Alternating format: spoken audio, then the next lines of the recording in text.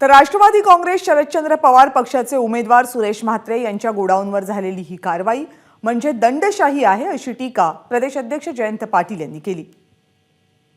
ही अशी दंडेली विरोधकांना उमेदवार असणाऱ्यांना धमक्या देणं हे आचारसंहितेचा भाग होऊ शकतं। आता आचारसंहिता चालू असताना एखाद्याची उमेदवारी घोषित केल्यावर MMRDच्या अधिकाऱ्यांनी देखील कोड ऑफ कंडक्टचा अभ्यास करावा आणि त्यांच्यावर देखील मग भविष्य काळात आम्हाला तक्रारी कराव्या लागतील।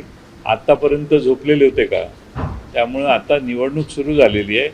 बाळामामा म्हात्रे, सुरेश म्हात्रे हे 100% निवडून येणारे उमेदवार आहेत। ते खासदार झाल्यानंतर त्यांच्या मागे काय असेल ते योग्य ते लागावं। त्यामुळे अधिकाऱ्यांनी देखील मर्यादा पाळल्या पाहिजेत। ABP माझा, उघडा डोळे बघा नीट।